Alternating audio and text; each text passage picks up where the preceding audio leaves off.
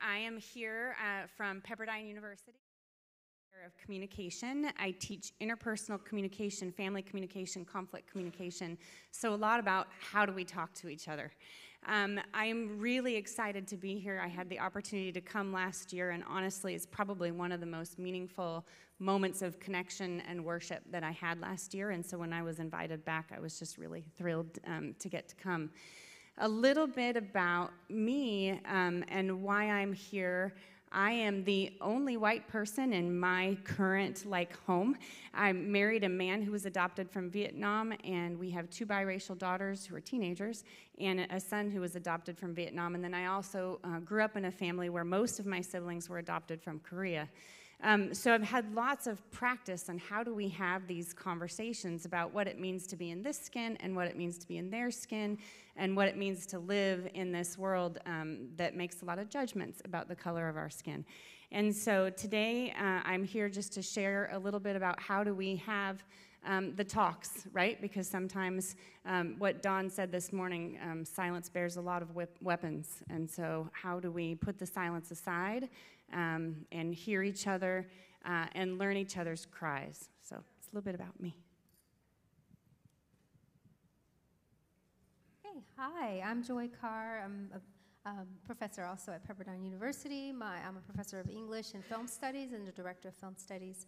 Why I'm here, I was invited, and I thought, wow, I didn't know much about the conference, but why I accepted the invitation.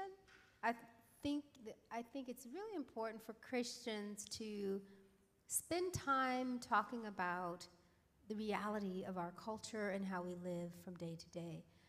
We are in a context, and we rarely reflect on the context with which speaks volumes to us, and so today I'm going to be exploring how movies really do tell us a story and how the zeitgeist in our cultural milieu, how it changes from, era to era, really is embedded in film text and tell a story about how we're supposed to tell a story about ourselves, and starting with Snow White.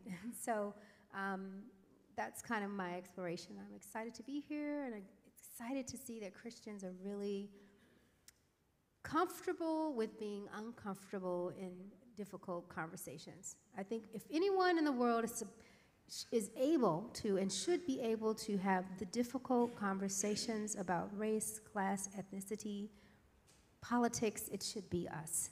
And we should be leading the way, in my opinion. My name is Randy Gill, and I'm from Nashville. I grew up a missionary's kid and a musician in the Church of Christ, and in those days there weren't many options for us.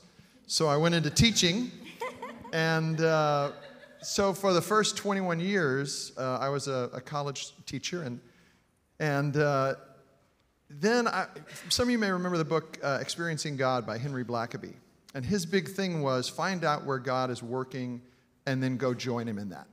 And that's kind of why I'm here. It was at Pepperdine that I was studying that book, and I started to sense that there were some things happening with worship renewal in the churches of Christ. And a church in Nashville said, hey, this is amazing stuff that's going on, and we think you would fit well for this. So why don't you leave your mountaintop house in Malibu and come move to Nashville for an uncertain future as a worship minister? And at the time, there were only 3 or 4 of us in the whole country. I remember calling Jeff Nelson one time and saying, what do we do all day? But anyway, to become part of that church and to become part of the beginning of the Zoe group. And so I've been watching our church and worship renewal for the last 20 years. And I've been watching with great interest what's happening with United Voice Worship. And I see God doing something really powerful here. It was kind of like 20 years ago, everybody was talking about worship renewal and how can we bring more energy to our services and all of that kind of stuff. And that was a very noble goal. But what I see happening here is even more profound. How do we bring people together in worship? And how do we cross some of those lines that we didn't used to cross? And I find that powerful. And I'm so grateful to be invited to be here. And what I've experienced has just been so powerful to me. I will never forget this experience. What I'm going to be talking about, 21 years in education and then 21 years in worship ministry, And as of December 1st, I'm actually going back to the classroom. And so I'm going to start at Lipscomb University. We've got big plans to address the need to train young worship leaders. And that's where my heart is at the moment, partly because, you know, I'm an old dude and I want to pass some things along while I can still stand up. And so we're going to completely redo. They have a sort of worship ministry major, but it's really a Bible major with some worship classes. And worship ministers aren't usually Bible majors who like to sing. You know, worship ministers are musicians who love to worship. And so we're going to start with a clean page and create what I think will be a very practical, a very solid, very biblically based model for training young worship leaders. We're going to start a center that's going to provide resources for churches around the country to experience worship renewal in their churches. I get to start a singing group. Some of you know the group One by One from Pepperdine. That was one of the things I got to do while I was there. The group Autumn from what's now Rochester University. And so I get to do that again at Lipscomb and put together a really fine singing group that's going to be a representation of that college. And so today, what I'm doing in my class is sort of what we're going to be doing in that worship ministry program. I remember my dad one time, shortly after I became a worship minister, saying, "You pick a few songs every week. How hard can it be?" And if any of you have actually worked in worship ministry, you know it can be pretty hard. And so a lot of us have that kind of model of, well, a worship service is something the song leader throws together on the front pew right before the service starts. And thankfully, we've kind of gotten away from that. But there are some principles, I think, that can be really helpful in making worship planning much more intentional and much more meaningful. So we're going to give some principles on how to do that, some lessons learned over those 20 years of planning services every Sunday. And a teaser, 2 big words at the end that will forever change the way you look at worship planning. That's a big promise. Like forever change. Wow. Forever Okay. It did for me, so. So if you go back home and next year you didn't change, then you just skipped Randy's class. That's what that is like. And he'll know. It's like, well, I tried to tell you. Good morning. My name is Brandon Holt, and I currently serve as the minister of the Connect Church of Christ in Baytown, Texas. I'm also a licensed chemical dependency counselor at the Texas House, which is a 1-year residential men's facility here in Houston, Texas. I'm really, really excited to be here. I'm so thankful that I was thought of to come and present what I would like to share. I'm going to talk about a very dear subject to me, growing up biracial, and I'm really looking forward to watching your class. Growing up in a biracial home, seeking approval, white mother, black father, growing up in the middle, been called all the names, Oreo, zebra, everything you can think of, and grew up in the African-American church and the Caucasian church, going back and forth, learning different styles of worship. Got into the ministry at a very young age, and when I moved out to California, I got into a major car accident, and I had a major 5-hour back surgery. While I was the minister of the church, got hooked on pain medication really bad, preaching under the influence, teaching Bible study, counseling in the pulpit, singing and smiling, but battling for my life, addicted to drugs, lost everything, lost my wife at the time. God brought us back together, lost my church, my home, my car, lost everything pretty much. And no one knew about it. I kept it inside. I battled with it. I sat where you sat. I was singing. I was praising God, communing, giving, but I was battling for my life. And so I've dedicated my ministry to a ministry of transparency, trying to help people in the pews who are battling for their lives. And I'll be talking about some very strategic things that we can do as church leaders when people come to us with questions about addiction, how to recognize the signs and the symptoms. What do we do if someone needs help? And so I really want to encourage you, if you know someone who's battling any type of addiction, to please be a part of this class. And I'm also going to show you the road to recovery, how God took me from the bottom and he gave me a second chance at redemption and his grace and his love, his agape love, and how I've been blessed today to continue to share the message. So thank you for having me. Well, There are about 15 things I want to ask each of you after that. But we're gonna push the pause button on that for a quick second because I do want to talk about the class that the guys from Impact Church are having and what they'll be discussing. The Impact congregation, if you live here in Houston especially, you know, is just been a vanguard church for over 20 years now, working in urban settings. Years ago when I was a college student, I interned at Impact. The congregation I now serve is about 8 blocks from Impact. You can walk there from my house. And that community has changed enormously. Impact has a second campus. They'll do some other things within what's called the Lindale section of town. And our congregation is launching a campus in that same section of town. And these present specific challenges as we try to reach people with God's love who are from different social locations, speak different languages. So, for instance, at our church, the same as at Impact down the street, you've got people from virtually everywhere in the world. Houston is the most diverse city in the United States. And so how do you navigate some of those issues? What are the issues? How do you work through the tensions? What's beautiful about having those issues at play in your context? And so if that's you, or if that's where you want to go in terms of what your congregation is, there is a better option than folding up your tents, packing up, and moving to a different section of town when the community around your church changes. And it is a God opportunity that if you were too lazy to send missionaries someplace, that God has brought the world to your front door. And so how do you deal with all of that? And it's a whole lot cheaper if they just live in the neighborhood than send them. So those are the kind of things that we'll discuss in that class. So I want to talk a little bit about multiracial families. So my kids are biracial.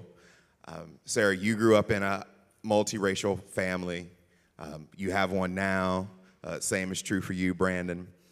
You know, Don talked about Jerome, and their family is just beautiful. I think that's one of the reasons that the North Atlanta Church looks the way it looks and is the way it is.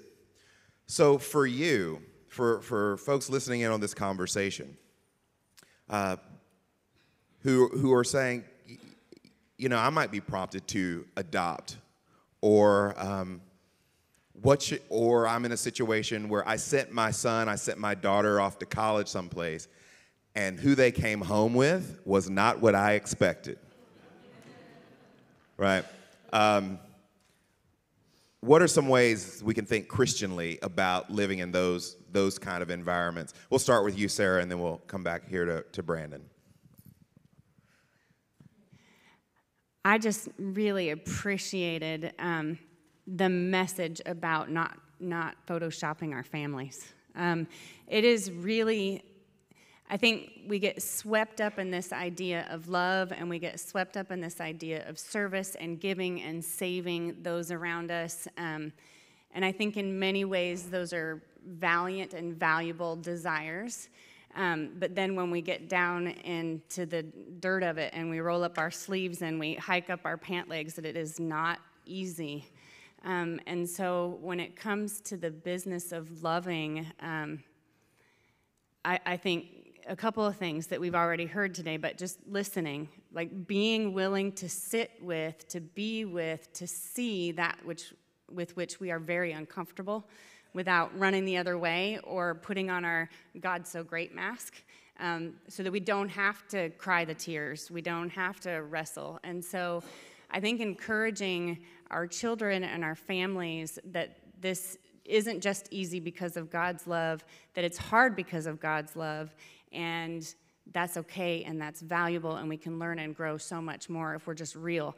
And so the second thing that really sticks out to me is this authenticity.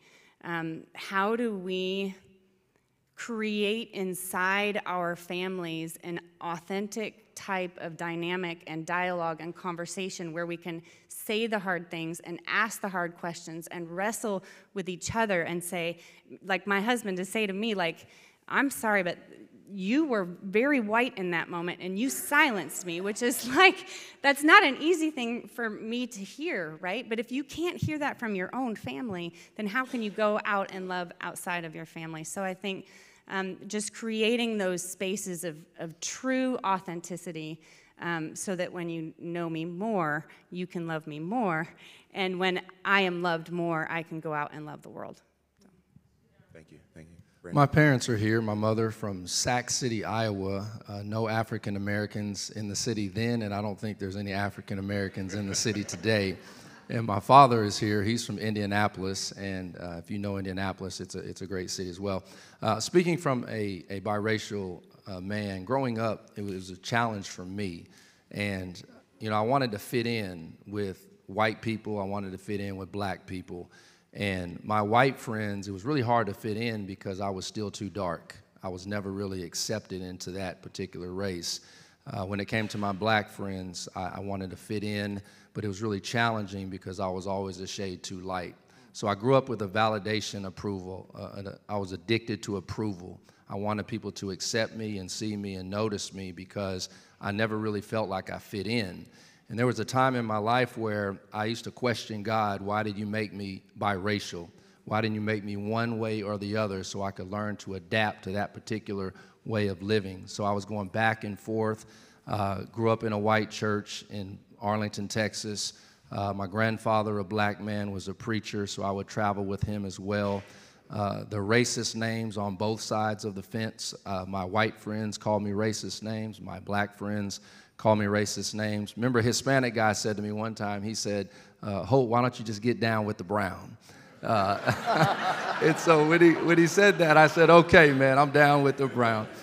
But I'm really passionate about this subject. And you asked the question, what do you do if your child brings someone home who does not look like you want them to look? And the real issue is it's a heart issue with the person who's offended about the situation. And then that's where you have to find out where you stand with God and reconnect. So I'm going to be really talking about one of the things for us to watch out is we have to be really careful what we say to young children, because this approval addiction, if they don't get validation at home, if they don't get acceptance at home, they're going to turn to drugs, alcohol, sex, inappropriate behavior, gambling, gangs, whatever, because they're going to try to go get that validation somewhere else.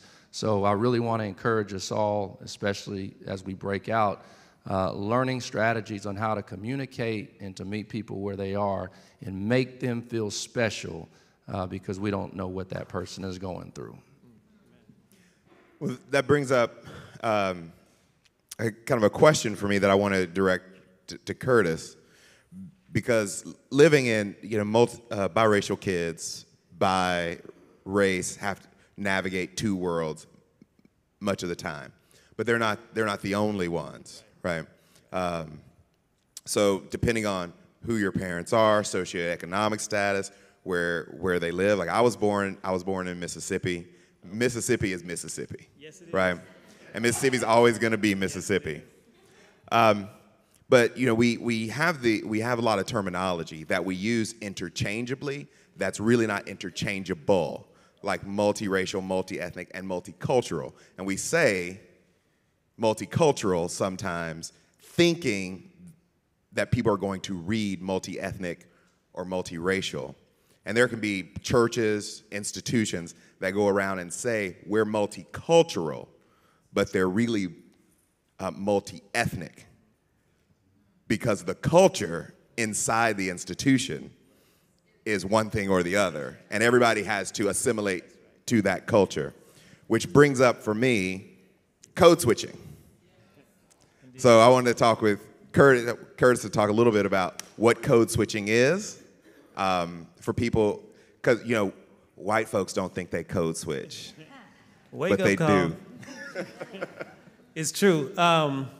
So basically, code switching, and I'll talk more about it in the class, you can either focus on language itself, like people who are fluent in more than one language, and in either the same conversation, or if someone new comes up and they switch to a different conversation, that's one of the examples. It could also be dialects, like I'm from Mississippi, and every now and then that Mississippi sneaks out. I was emceeing a program and I had to slow down because if I didn't, they were going to hear ribbon cutting as opposed to ribbon cutting.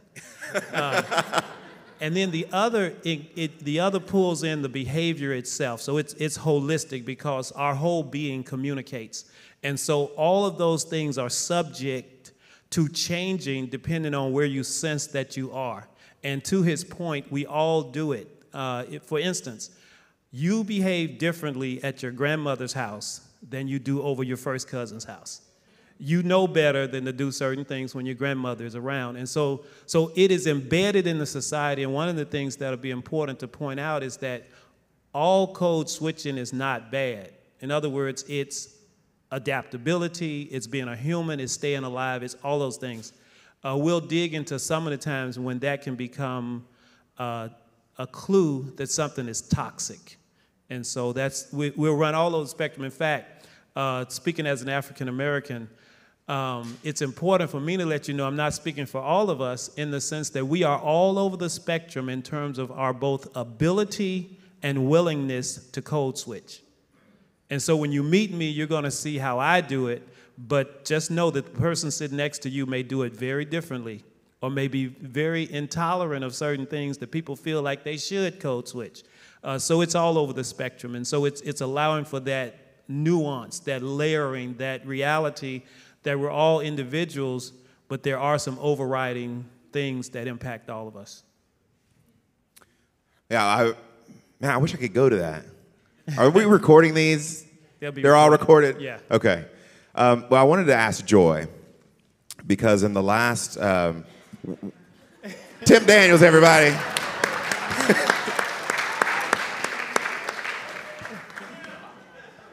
I have it on multiple accounts from people that I deeply, deeply trust, that Tim Daniels is not only one of the best preachers in Houston, but one of the best people in Houston. And he was probably off doing some of those best people things while we were in here talking. So we'll come back to you in a second. You can tell us about your Tim was one of my best friends is a guy named Craig Martin. He's white. We were roommates together. And Craig, when he was living in Houston, intentionally found an predominantly African-American church to worship in.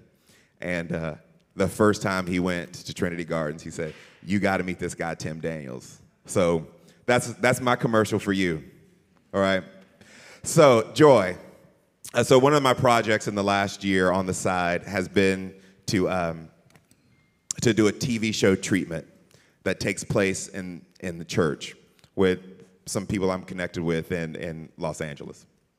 So I want you to talk a little bit about how you see film, music, television, how they are treating difficult conversations, where they see Christians entering into those spaces or not entering those spaces. And this is why I ask, how can we, one, enter into those and have a voice in them? Because the feedback that I've consistently received from people in the television industry is Hollywood doesn't want to have anything to do with anything with church or God unless somehow Christians can look bad, right? But then a show that we greenlit this year, God Befriended Me, is not that.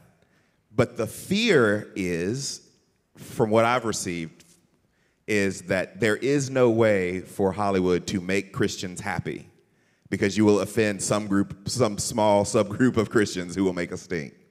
So you're going to talk about film and television and all that in your session. So help us think through that. Okay, you said a mouthful, really. That was a big ramp up, but I had to get to why the question. Layers. The first layer, I'll start with the notion of Christian people entering Christian discourse in relationship to Hollywood. right? So Hollywood films are created to make money, right? It's an industry that's grounding the artistic expression. So if it's in, they'll make a movie that has a Christian conversation, right? But if it isn't, they won't. Whatever is making money right now, sci-fi films with special effects, et cetera, that's like the big language that makes a lot of money today. I don't think Christians consume films that explore moralism, right? They want to consume films that don't really wrestle with the existential questions that we actually experience in the real world. They want films that are soft, that deal with relative righteousness, you know, and not really on the ground guttural reality that we have in the world. And so often don't consume films with Christian themes because often they reify the myth of white supremacy, honestly. Sometimes it's conflated with cultural Christianity, and it's not really the biblical text that the God that I know sometimes. So that part of it is really complex for me. Another part of your question was, let's see. Having a television series that has Christians at the center of it is often, the butt of the joke or the conflict because they're dealing with this the extreme of the Christian voice in American culture. So the extreme is radical Christianity where everybody's going to hell in a handbasket. And so they're going to always critique those kind of people because it's not a gospel-centric Christianity where you're for the world, you're in the world for the world, right? Instead, you're in the world to, proselytize them and condemn them. So have you all seen Pleasantville? Pleasantville is cloaked and it critiques Christianity, this idea of free will and moralism. Also, let's see, Edward Scissorhands, have you seen that? The only woman who seems to be a Christian in the film is running around saying, trample down the perversion, trample down the perversion. That's all she says about Edward Scissorhands, where everybody else in the community, loves on him, and he's got this beautiful heart, but of course he has scissors for hands, and of course he's going to be violent because he can't touch you, right? So whenever, like Tim Burton, certain directors have a Christian, he's really critiquing the way in which Christians, they love God, but they don't love people, So a lot of the films really they don't have anything to do with this weird, moralistic, dehumanizing version of what Christianity actually is. So there's rarely that I've seen a really good film where someone's a Christian and they're actually loving themselves and loving people. So I don't know what we're doing in the world related to our faith, but it's certainly not showing up on the screen. And this is where I feel obligated to add for anyone ever that probably the best Christian film in the last 10 years maybe is Lars and the Real Girl. And if you've not seen Lars and the Real Girl, it's the most Christian movie that Hollywood's ever presented, I think. Outside of something that was like some biblical telling. Well, I understand what you're saying. But I think that it's important for us to watch films that are about the real world and that sometimes there's a theological question. Have you all seen The Shawshank Redemption? That film has deep theological implications about what freedom is and what it means. And so we often look for explicit Christian gospel stories and miss the theological conversations in films that have really nothing to do with God, but what's his name? I can't think of his name in Shawshank, but he's a messianic figure. He's a messianic figure. The other guy, not Morgan, but the other character. Tim Robbins. Tim Robbins, yeah. It's a profound theological conversation that the film has. Yeah, as a friend of mine says, the problem with Christian films and television and music is that Christians want to make a point. Well, every film makes a point, and I think some films. And so they beat you over the head with it. Like, Well, have you make a seen point The and then, Gray? Have you seen The Gray? No, I haven't. No. Well, that's a profound theological conversation about the absurd, right? And if a film is dealing with how you live in a world that's as chaotic as our world, full of this absurdity, if anyone should know how to live in that type of world, it's a Christian. Right. And some films show you what that looks like, even though that person isn't espousing to be a Christian. So what I'm saying is we look for explicit, on the surface, Christian talk, how are you? Blessed the Lord. We want films, right, we want films like that. Just because you have apples, you're an orange tree and we want to make apples out of everybody because they're able to do whatever, like automaton-y, fake external Christian stuff. So I'm asking us to look more in the subtext of things and stop trying to consume this simple construct of what Christianity is, because it's not really what it is. I'm sorry, I hope I didn't go too far. No, that was great. That was great. Appreciate it. I wanted to give Tim an opportunity to talk about his sessions this afternoon and introduce yourself to everybody and share a little bit about what you're going to talk about this afternoon. Okay, well, thank you. Again, I apologize a little bit. So thank you, and thank you, Sean. We're talking about love and the challenges to loving people who are flawed, just like us. And Satan, and I believe Satan is a real being, but the forces of Satan is very smart. He knows that God hates sin, but he loves people. So what he does is he'll take what God hates, puts it in something he loves, and force God to deal with it. And I think in a sense he does it with us. There are some things that we detest based on our past, our brokenness, and he'll put it in people we love and force us to deal with it. And then we have our own brokenness and our own pains, and love is defined in so many different ways, and it's a struggle, especially when you get into the areas of forgiveness and you've been wounded by somebody you've trusted very, very deeply. And some people say, I just can't forget. I can't forget. But I think with the power of God, God will enable us to remember without the pain. You can remember, but without the pain, because you see what God's power did with the pain. And it takes trust in God. So we'll talk a little bit about that and see what that means. Thank you.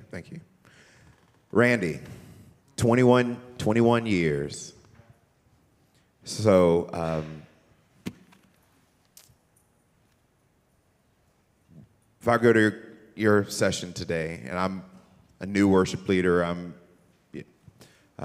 stepping into that space maybe for the first time, but I've been around the church for all my life. What would you say to people who say, we know it's not just picking out a few songs before worship, thumbing through songs of faith and praise, right? But yeah, isn't that something you just do in Pro Presenter on Wednesday afternoon real quick, take a couple minutes? When you talk about creating spiritually formative worship spaces for people, where do you see the gap between this is what we were doing 21 years ago, this is what we're doing now, but there's still a gap between where we need to go? Boy, that's a great question. I think for me, it's a matter of how intentional and how invested everybody is, not just the worship leader or worship planner. Part of the issue, I think, is that so many people come to a church on a Sunday, and that's going to be their one fix of worship. And they don't think much about it during the week. And they put way too much emphasis on that one particular hour, as if that's enough. And the idea that we all need to constantly be searching for God throughout the week, no matter what's happening. One of the most profound statements I ever heard, and I've thought a lot about it, I remember one time Rubel Shelley, I was working with him at Woodmont Hills, and Rubel said, because you hear a lot of language, especially you did then, about how all of life is worship. And Rubel's statement was, not all of life is worship, some of life is sin. Which I thought was really profound, but the more you think about it, I still think all of life is worship. It's just a matter of what you're worshiping. And so sin is just worshiping something other than the Almighty. And so if we go through the week and we are worshiping status or a job or our place in our society, and we're not focused on something more profound and more meaningful than that, then no 1 hour on Sunday is going to be enough to change anybody. And so it becomes a responsibility for all of us. And the thing that troubles me a little bit, when we first started with Zoe, for example, and we began saying worship is more than just songs and a sermon, and we started trying to incorporate more creative elements in it, and you began to see things like video or like the wonderful confession and lament that we did here. You began to see things like congregational readings and drama pieces and all kinds of really interesting stuff. In a sense, I think some of us kind of got really kind of hung up on that as if that was somehow meaningful worship. It was the new stuff. And we began, and I know as a worship minister, my temptation has been just to sort of chase the wow. What's the latest? What's the newest thing? We can solve everything with the next Phil Wickham song. And as if that's the answer to everything.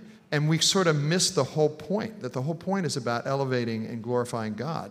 And we get caught up in all the externals. And so, and what I have seen in 21 years is that's begun to subside a little bit. People are getting bored with the gimmicks and all that kind of stuff. And they're looking for something deeper, and they think it's going to come in an hour on Sunday, but it isn't. It's going to come in a relationship with God that means every day we are seeking His face. Well, I want to thank you all. Would you thank our panelists?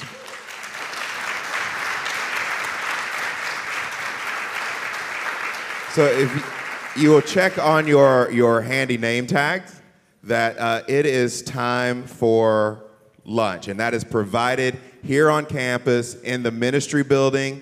You can walk back this way, the way you came, and there will be folks who direct you to the building out. It's a whole separate building. So if you wander around this building, you might get your 10,000 steps in, but you will not find lunch. So you'll need to go outside and go to the other building. And there is, for those of you who aren't from Texas, we have barbecue for you. Those of you who are from Texas, it's good, but it ain't the best barbecue in Texas. So then after that, we'll go to our breakouts, which will be over there in the same building. Thank you for your attention and attendance this morning. May you go with God. Bless your lunch.